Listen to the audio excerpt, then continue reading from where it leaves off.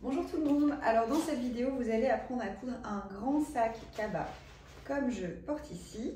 Donc dans cette vidéo vous allez voir comment faire deux grandes poches plaquées sur l'avant du sac et également à faire une petite poche zippée à l'intérieur du sac, assez grande quand même pour pouvoir accueillir votre téléphone, vos clés, tout ce qui est important pour vous. Voilà, donc là nous avons réalisé cette vidéo dans le lin lavé Aomi que nous avons travaillé en collaboration.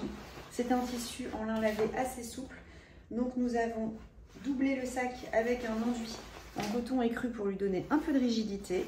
Cette vidéo, vous pourrez la refaire dans des tissus avec plus de tenue, comme du jean, du velours, de la toile, de la bâche. Voilà, le sac cabas, c'est quelque chose qu'on a toujours besoin et que vous pouvez décliner dans plein de tissus différents. Un petit rappel, donc dans le kit cabas, vous allez retrouver deux rectangles du tissu principal, un autre rectangle plus court pour faire la poche extérieure, l'enduit, la poche intérieure de l'enduit, de pression, un zip et la sangle pour faire la anse de votre cabas.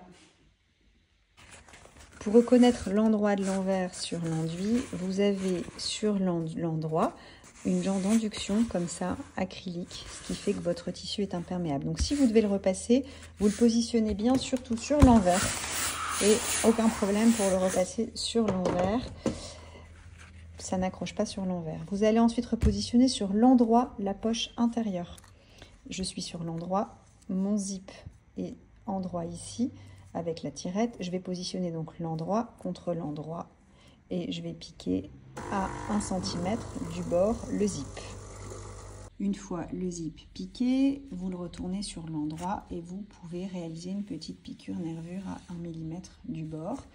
Vous allez ensuite repositionner cette poche sur l'envers et faire un repli de 1 cm sur l'ensemble des 3 côtés, comme ceci. Donc vous allez faire un repli de 1, de 1, de 1. Vous allez marquer au fer, alors comme là du coup je suis sur l'endroit, pour marquer au fer vous pouvez coucher le tissu pour du coup presser, hop,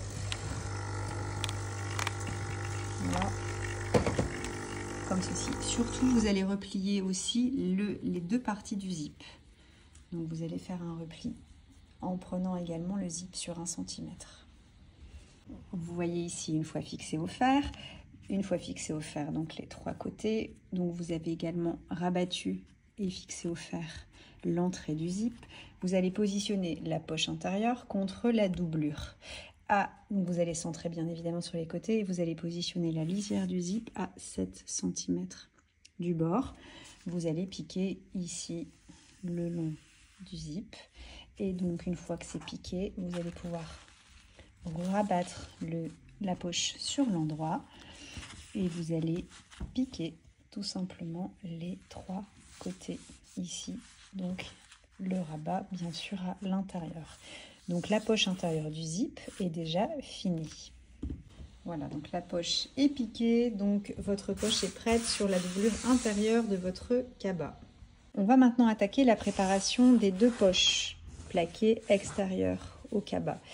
Comme le tissu est souple, nous avons en fait doublé avec l'enduit également les deux poches plaquées. Donc pour ce faire, vous avez dans le kit les deux rectangles. Donc c'est assez simple, vous allez positionner l'endroit de la doublure contre l'endroit de votre poche extérieure et vous allez tout simplement piquer à 1 cm. Comme cela, vous allez ensuite repositionner le rectangle sur l'endroit, bien repassé. Et cette bande rectangulaire va être positionnée sur l'endroit de votre cabas. Les côtés vont être pris en sandwich dans les coutures côté du sac, le fond également. Et il vous suffira de refaire une petite piqûre au centre et ça vous fera les deux entrées de poche plaquées pour le cabas. Si vous refaites le cabas dans d'autres matières et en fonction des lisières, on avait fait un test ici sur cette matière, mais on n'avait pas des lisières qui étaient tout le temps régulières et tout le temps jolies. Si vous voulez faire une lisière apparente sur les deux entrées de poche plaquées, il vous suffit de décaler de 1 cm la couture de l'enduit ou de la doublure de votre sac. Voilà, mais c'est du coup possible en fonction de votre lisière. Il faut que votre lisière soit intéressante et jolie pour le faire. Voilà, donc une fois cette préparation de poche réalisée, vous allez la positionner en lisière, donc de la face avant du cabas. Vous allez faire une petite couture provisoire, par exemple ici à 4 ou 5 mm du bord, puisqu'ensuite nous piquerons à 1. Et vous pouvez déjà réaliser aussi la petite piqûre centrale, ce qui fait que sur votre face avant de cabas, vous avez donc 2 poches plaquées de réaliser. Une fois cette étape faite, vous allez positionner sur l'envers vos 2 pièces tissu principal du cabas. Vous allez tout simplement piquer à 1 cm du bord les 3 côtés. Également, vous allez faire la même chose pour la doublure. Donc vous positionnez vos pièces endroit contre endroit et vous allez fermer ici en piquant à 1 cm du bord les 3 côtés. Une fois les 4 côtés piqués, vous allez positionner le sac sur la tranche d'une des coutures côté. On va vous montrer comment faire. Vous positionnez comme ceci pour avoir la pointe face à vous. Vous allez ensuite positionner une règle et tracer une droite pour avoir 16 cm de largeur de sac. Donc là où j'ai fait le petit trait, je vais piquer ici le long de la ligne. Ça me fera un cabas qui aura du coup une largeur de 16 cm. Une fois piqué, vous pouvez couper le surplus de tissu à 1 cm.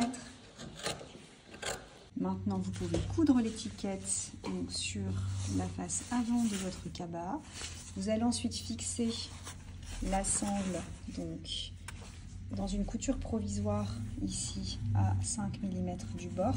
Vous faites ça pour les 2 côtés. Hop. Donc faites attention de ne pas tourner la anse. Voilà, vous faites attention que quand c'est relevé, vous ne tournez pas la anse. Et ensuite, vous allez prendre en sandwich les anses. La anse est prise en sandwich entre le tissu principal et la doublure de votre sac. Vous allez vous positionner comme ceci. Voilà. Et vous allez piquer pour fermer entièrement le sac à 1 cm du bord. Préalablement, donc, vous avez laissé une petite ouverture sur la doublure. Une fois piqué, vous allez retourner sur l'endroit et vous pouvez réaliser une surpiqûre de 1 cm pour que tout reste bien en place.